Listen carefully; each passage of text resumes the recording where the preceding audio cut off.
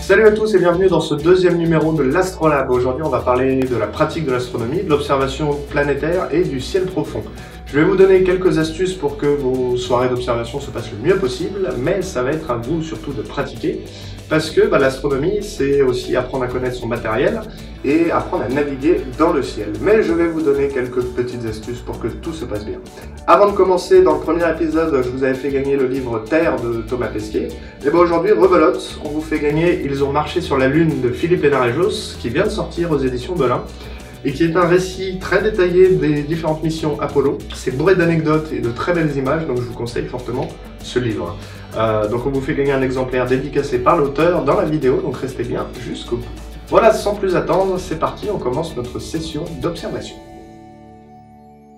Et avant de commencer vos observations, que ce soit planétaire ou ciel profond, un élément important, choisissez bien votre lieu d'observation.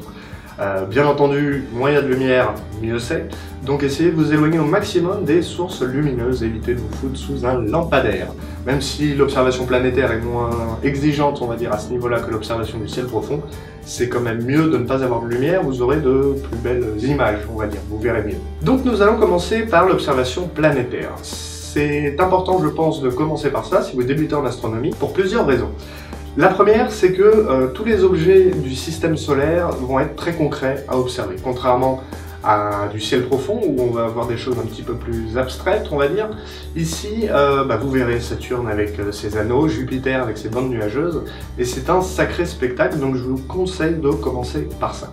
Ensuite, ça va être également l'occasion de vous familiariser avec votre télescope ou votre lunette. Vous allez devoir suivre les planètes qui bougent à travers votre oculaire, et voilà, rien de mieux que du planétaire pour vous familiariser avec votre télescope. Mais également parce que, comme je le disais, vous pouvez faire de l'observation planétaire d'à peu près partout, la pollution lumineuse étant moins gênante. Donc vous n'aurez pas forcément de difficulté à trouver Jupiter, Saturne, Mars. Même si vous êtes proche d'une ville, vous pourrez faire de l'observation planétaire plus facilement que de l'observation du ciel profond.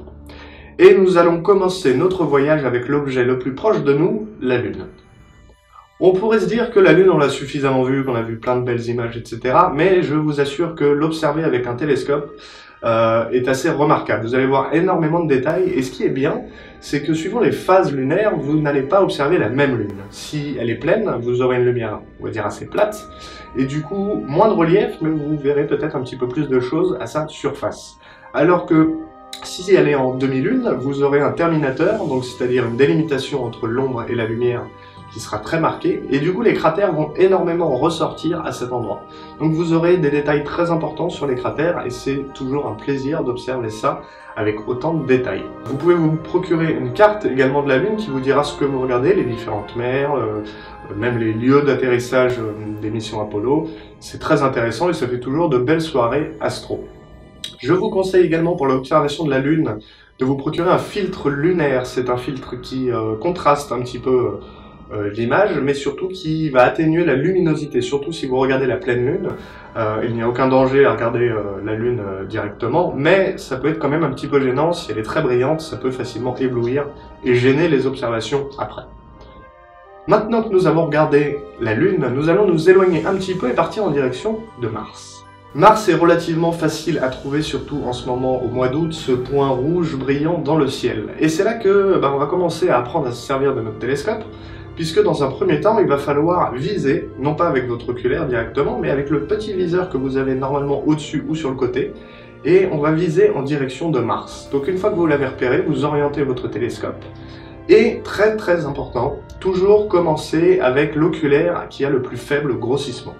Si vous commencez très serré et que vous n'êtes pas pile poil sur Mars, ce qui a de fortes chances d'arriver, eh ben vous allez vous perdre dans le ciel tout simplement et ça va être très compliqué de retrouver Mars dans votre oculaire. Donc commencez avec le plus large et une fois que vous l'avez, vous faites votre point, vous centrez Mars et à ce moment-là vous pouvez changer d'oculaire et mettre un grossissement supérieur. Vous répétez l'opération sur autant d'oculaires que vous avez pour arriver à votre grossissement maximal et là vous pourrez observer Mars au plus proche. Suivant bien sûr votre télescope ou votre lunette, les grossissements ne sont pas les mêmes. Vous pouvez également mettre des filtres comme sur la Lune. Il y a des filtres de couleurs qui existent pour les planètes et qui permettent de faire ressortir certains détails. Ça peut être par exemple les calottes polaires sur Mars. Donc n'hésitez pas à aller faire un petit tour dans des magasins et vous renseigner un petit peu sur ce qui existe. Nous allons nous éloigner encore un petit peu en direction de Jupiter. Jupiter est également très simple à trouver puisque c'est la deuxième étoile la plus brillante dans le ciel. La première étant l'étoile du Berger, alias Vénus. Et du coup, vous n'aurez aucun mal, a priori, à la trouver dans le ciel. Donc, comme pour Mars, vous la repérez à l'œil nu, et ensuite, vous visez avec votre viseur en direction de Jupiter. Vous répétez la procédure, le plus large, grossissement, et vous resserrez petit à petit. Suivant votre télescope, encore une fois, vous pourrez voir les bandes nuageuses, peut-être même la tache rouge de Jupiter, et même certains satellites qui tournent autour. Alors, un sacré paquet de satellites, vous aurez peut-être l'occasion d'en voir certains suivant la position du Soleil, etc. De la même manière, vous avez des filtres qui existent pour faire ressortir les nuages, etc. Renseignez-vous, et c'est vraiment très intéressant parce que ça fait en sorte que chaque observation est différente. Vous pouvez aller chercher des détails différents et c'est très intéressant. Et nous continuons en direction de Saturne. Nous passons le milliard de kilomètres puisqu'elle est assez éloignée. Et personnellement, c'est ma planète préférée. C'est assez incroyable de voir la planète avec ses anneaux à travers l'oculaire. Et vous pourrez sûrement avoir un spectacle, même avec une lunette assez modeste, vous pourrez voir normalement les anneaux assez facilement. Une chose très importante, quelle que soit la planète, vous allez voir que plus vous vous rapprochez, plus vous grossissez la planète, et plus elle va bouger rapidement dans votre oculaire. Et c'est là que commence l'apprentissage de votre télescope, parce qu'il va falloir apprendre à la suivre. Donc entraînez-vous pour essayer de toujours la garder au centre de votre oculaire et réussir à la suivre petit à petit. C'est un coup de main à prendre, c'est pas très compliqué, et vous verrez que petit à petit vous allez maîtriser votre télescope et que ça deviendra un jeu d'enfant. Vous pouvez également vous procurer, je vous le conseille fortement, des cartes du ciel pour savoir, soit en version papier, soit sur les téléphones, il y a des applications pour savoir où se situent les planètes, non seulement suivant la saison, mais également suivant l'heure, parce que bien sûr elles ne sont pas toujours au même endroit. Donc n'hésitez pas à télécharger des applications, ou avoir une carte papier, voilà, pour vous guider un petit peu et savoir à peu près où regarder dans le ciel pour trouver les planètes que vous cherchez. Nous allons maintenant passer au ciel profond, et là ça va être un petit peu plus compliqué. Une première chose très importante sur l'observation du ciel profond, ne vous attendez pas à voir quelque chose comme ça. Tout simplement parce qu'on voit de très belles images, mais qui sont prises par des astrophotographes, avec des temps de pause sur les caméras assez importants. L'œil humain est bien moins performant qu'un appareil photo qui prend tant de pause, donc vous ne verrez pas des choses aussi colorées et aussi nettes que ça. Vous verrez quelque chose d'un petit peu plus flou, d'un petit peu plus diffus, mais ça n'enlève rien au spectacle qui est absolument magnifique. Une chose très importante pour l'observation du ciel profond, je vous en parlais tout à l'heure, c'est la pollution lumineuse. Autant pour le planétaire on était assez tolérant, autant ici on veut le moins de lumière possible. On va aller chercher des objets qui sont extrêmement lointains et du coup il nous faut un maximum de lumière de leur part. Donc toute pollution aux alentours va nous gêner énormément. Donc essayez de vous éloigner le plus possible de toute source lumineuse. Également, tout à l'heure, je vous parlais d'avoir une application, par exemple, pour chercher les planètes.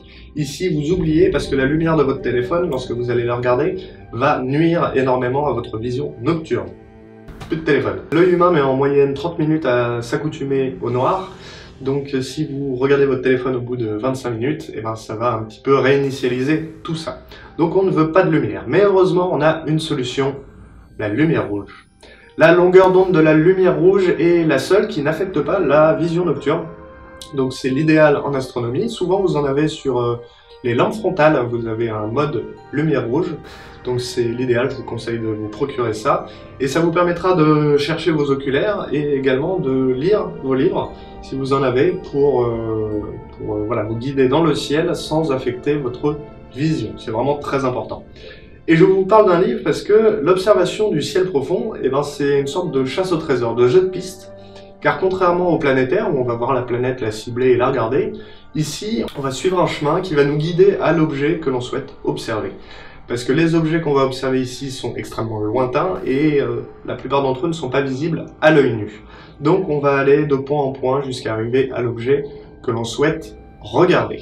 Et je vais vous donner un exemple avec la galaxie d'Andromède. Pourquoi la galaxie d'Andromède? Parce que c'est l'objet le plus lointain observable à l'œil nu. Elle est située à 2,9 millions d'années-lumière, ce qui fait beaucoup de kilomètres. Et si vous avez un beau ciel noir, vous pouvez tout de même la voir à l'œil nu, une petite tache laiteuse. Et elle n'est également pas très dure à trouver avec le télescope, et on va voir l'exemple tout de suite sur comment procéder.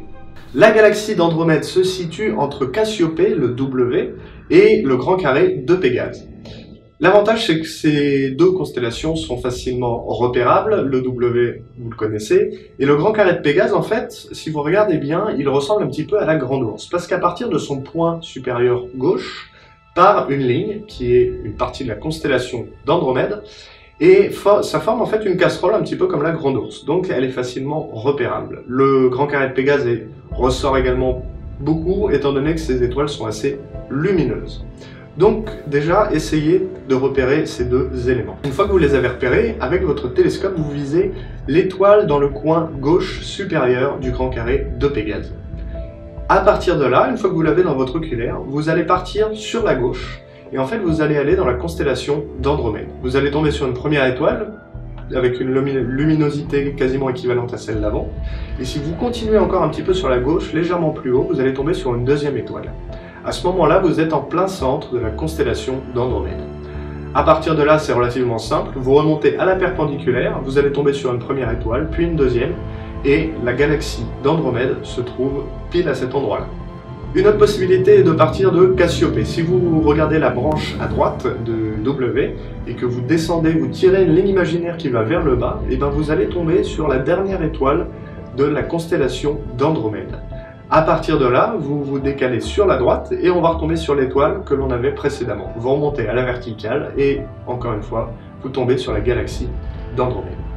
J'ai pris cet exemple pour vous faire comprendre que c'est un jeu de pistes. Vous n'allez pas, encore une fois, directement sur l'objet souhaité, ce n'est pas possible. Donc vous vous déplacez de point en point, et l'avantage en plus c'est que parfois vous allez observer des choses très très belles, même si ce n'est pas l'objet que vous souhaitez observer au final, mais vous allez avoir des belles surprises sur la route. Toujours commencer avec l'oculaire qui a le plus faible grossissement, surtout sur le ciel profond, où vous allez aller de point en point, et du coup si vous êtes trop serré, vous ne trouverez jamais ce que vous cherchez.